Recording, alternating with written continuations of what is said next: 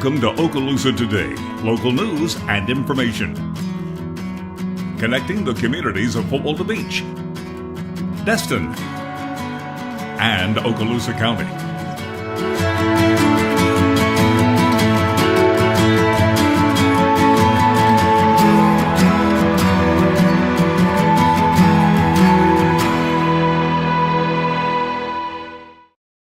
Welcome to the Okaloosa Today show with news about Okaloosa County, the City of Destin, and the City of Fort Walton Beach.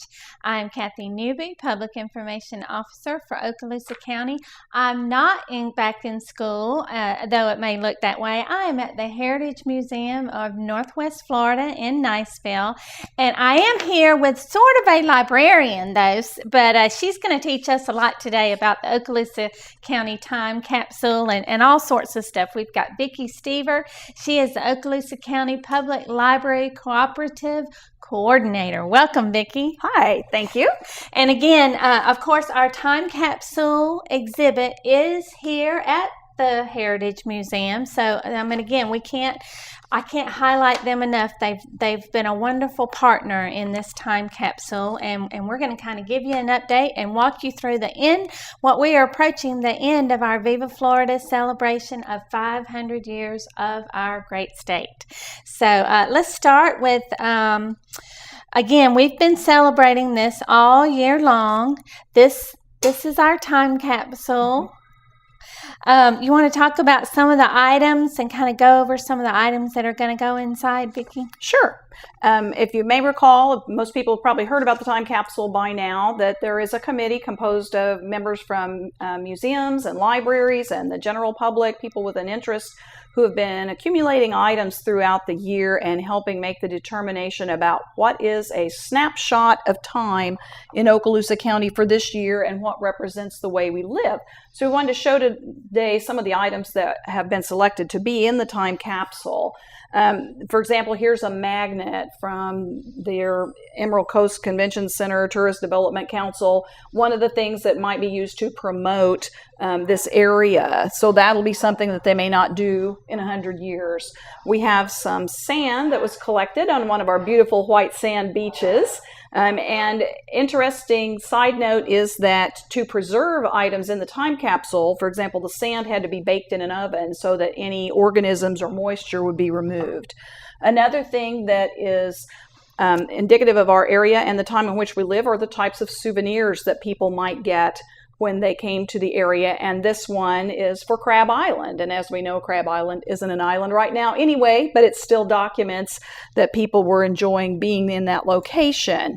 We have that's one of our industries, and we tried to really highlight in the time capsule not only a snapshot of our county, but the different industries that we have, and I think you're going to talk about another one of those. Right. It's not all about the beach, although some days it feels like it should be. The military presence is very strong in Okaloosa County, and we have some really cool military coins from the commanders of Eglin Air Force Base and from AFSOC, so from General File and General Harris, that they have donated coins for the capsule and also for the exhibit.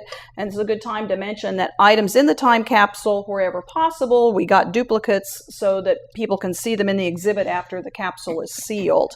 We also have military patches to represent several different units, and this one is from the unit that services the F-35, which is an interesting part of our history this year. We have patches from the Boy Scouts, so military is not the only one with patches like that.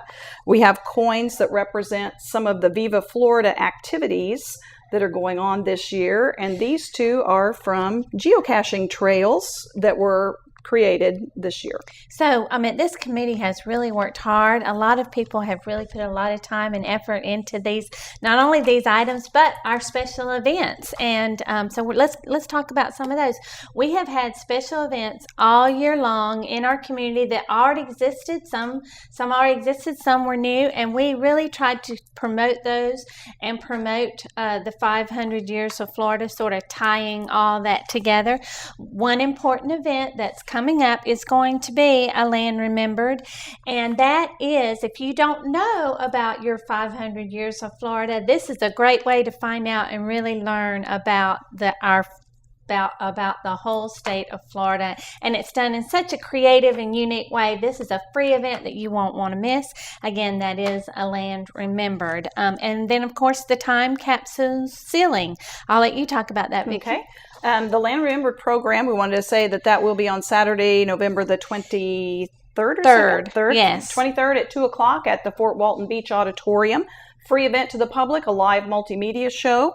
And then on December the 14th, Saturday, here at the museum is their Yule of Yesteryear celebration. And we will ceremonially place the lid on this time capsule to be sealed for 100 years. And then the capsule will stay here at the museum. And we're bringing in some special entertainers from out of the area. Starting at 1 o'clock, the Back in Time performers who are musical storytellers. Going to be really great for all ages. Another free event to help you celebrate Viva Florida 500.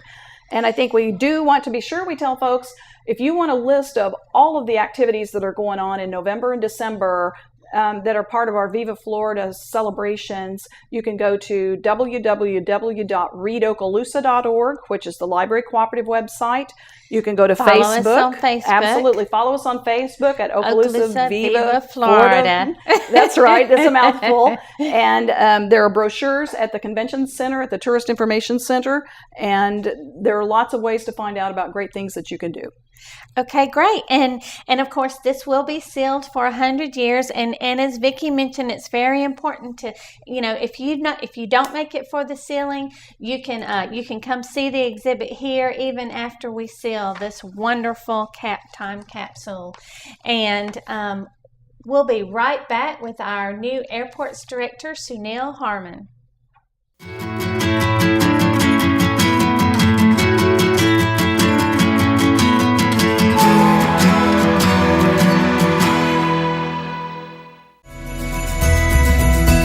It's better to give and receive this holiday season during the second annual Cox Days of Giving Toy Drive, November 18th through December 13th. Just bring a new unwrapped toy to your local Cox Solutions store and receive a free on-demand movie from Cox. Your donation will bring holiday joy to a local child in need. Join us in helping to make the holiday season bright for those less fortunate. Donate today.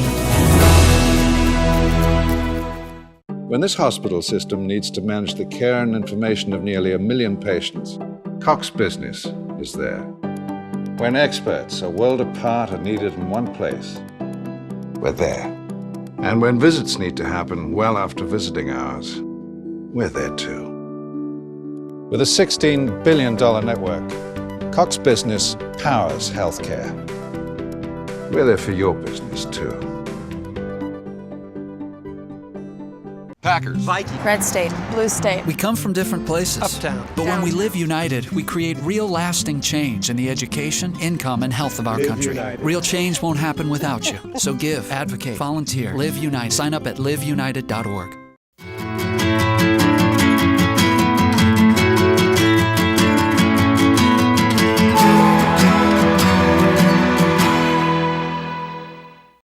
Welcome back to the Okaloosa Today show. And again, we are at the Heritage Museum of Northwest Florida, which is in Valparaiso, not Niceville, but anyway, still Northwest Florida. And with us, we have our Northwest Florida Regional Airports Director and all our airports director, Sunil Harman. Welcome, Sunil. Sunil is new to our area. How long have you been here now? This week is my third month. My third month. Well, I know you have been very busy out at the airport, and you are going to give us an update, but why don't you tell our audience a little bit about your background and how you ended up here? Okay, I'll try to condense the 27 years in a very short. I've spent most of my adult life in Florida, working mostly in South Florida, Miami International Airport. I went to school here in Florida. So aside from about 5 years when I worked in New York City at the New York City Economic Development Corporation and the mayor's office, and then 2.5 years in California in San Diego, my entire career in aviation has been in South Florida. In airports, and most recently airports. at the Tallahassee Yes, the last 27 months were at Tallahassee Regional Airport as the airports as director the there. airport director. Well, we're so fortunate to have you, and again, the airports director is over not only the Northwest Florida Regional Airport, but the Destin Airport and also Bob Sykes. So we'll try to hit on all those if unless we run out of time. And just some good news in time for the holidays at our Northwest Florida Regional Airport. Well, we've just received information for our November schedule that Delta Airlines is going to be phasing out the 50-seat regional jet and bringing in the Boeing 717. So we're going from 50 seats to 112 seats per flight. We've been busily striping all the landing gate locations and parking positions for the new airplane.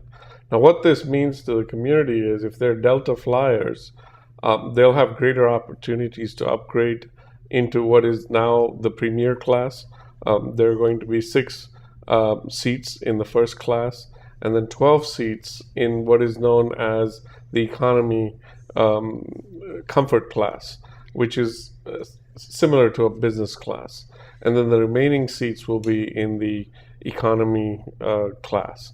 So it's much more capacity, and Delta is busily phasing out the 50-seat RJ.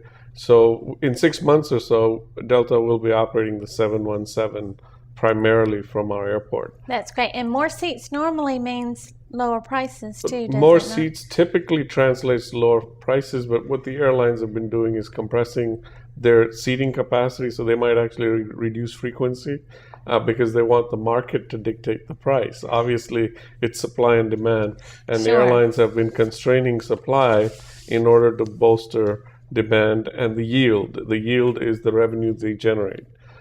We are fortunate to have an airport that produces very high yields for the airlines. And that'll be great for the holidays too. I've already booked one of my tickets on one of those Delta flights, so you better get yours out there. Yes, we anticipate peak. There's peak bookings during Thanksgiving break as well as during the Christmas break. We're planning for those peak periods, but there will be plenty of capacity for people that want to travel. That's great news. And also, the terminal is about 10 years old, and I hear you have some improvements in mind for the airport? Yeah, well, in relative terms, 10 years isn't a long time, but 10 years of wear and tear does show in landscaping, carpeting. So we're doing some basic refurbishment, what we call basic enhancements in aesthetics, but more to functional areas. We're seeing some reductions with the TSA. So we've actually taken those opportunities where they're reducing manpower to augment it with technology. We have a virtual assistant now at the TSA checkpoint who makes the announcements that would otherwise be made by a number of TSA agents. The exit lane from the sterile area as you exit the airport required a person to man with an individual over there to ensure that nobody goes back upstream into the sterile corridor. That's going to be an electronic portal with cameras, sensors, and alarms. So security and enhancements. one-way gates, so there are security enhancements. But in terms of operational enhancements, we're also looking at moving the police station to the ticketing area adjacent to the UFO.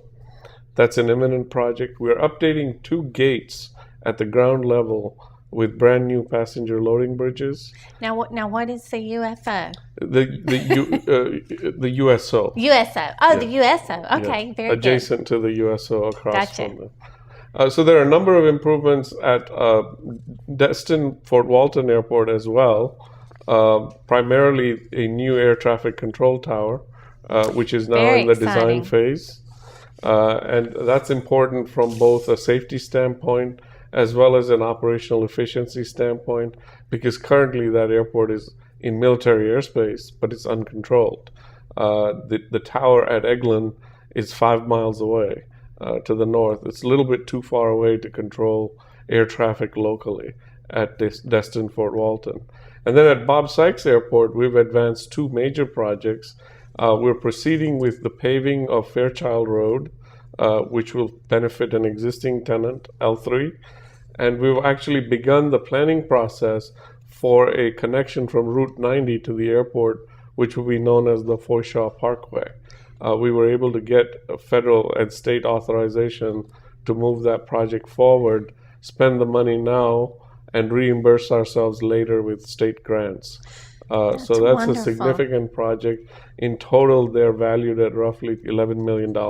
And it improves the entrance, really, to the Bob Sykes Airport. It does, which from the is very south. important. Can Yes. you speak to that a little bit for our audience? Well, Bob Sykes Airport is really our airport that's poised for economic growth and development. We've got 2 major parcels over there that are permitted and ready to go. And these are not shovel ready. They've already been prepped. So they're ready to begin construction. As soon as we can identify new industry and new business opportunities. And if you've heard that there's a coalition in Northwest Florida that is going to Hamburg, Germany in December in order to meet with Airbus and identify supply chain and component manufacturers who may want to locate adjacent to the Mobile facility. So we're very excited about that. And these access projects actually put us at the front of the line as being ready and prepared to receive new business. That's wonderful. So a lot of economic development going to be happening out there in the future at the Bob Sykes Airport. That's cool. And if you want to talk about the funding of maybe that road and the tower real quick before we have to go. Very Sunil? quickly, the Destin Fort Walton Beach Tower is primarily funded with federal monies. We've identified $2 million in federal funds, $1 million in state funds, and $1 million of airport-generated funds, of which $750,000 are from passenger facility charges. And those are restricted funds. And again, improving safety Right. in a huge way. And the timeline on that is probably a couple of years out. 2 years out.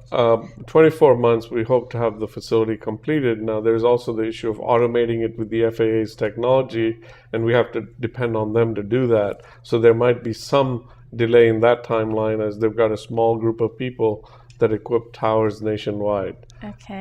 But in terms of Bob Sykes Airport, the county already had funds in its budget to pave Fairchild Road.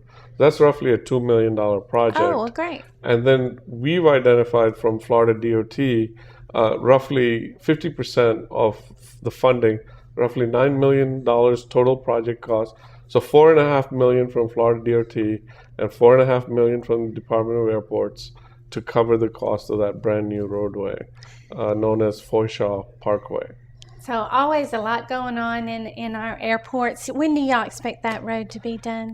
We're looking at that airport access. The initial Forshaw roadway project should begin in about 1.5 years, with completion maybe 3 years from now. There are some environmental issues that we have to address. There is a bridge that needs to be constructed. There are some alignment issues that need to be resolved. So there's some technical issues that need to be worked on. Right. So a lot of time it's going to take, but we're ready and glad that is moving forward. So glad you could join us today. Thank you for being here. Might add that we're doing some wonderful things for Christmas at our regional airport. Okay. We're going to have music recitals, choruses, excellent Christmas decorations. And the first annual chili cook-off is November 8th. Okay, wonderful. Yeah. Thank you so much, Sunil. And that'll be a great welcome for our visitors coming in for coming and going in the holidays. So absolutely. That'll be wonderful. And again, want to remind everybody, you can come to the exhibit of the time capsule and sign in and be a part of history in 100 years. So thanks again to the Northwest Florida Regional Airport and our guest today, and to Cox. Up next is Doug Rayner with the City of Destin.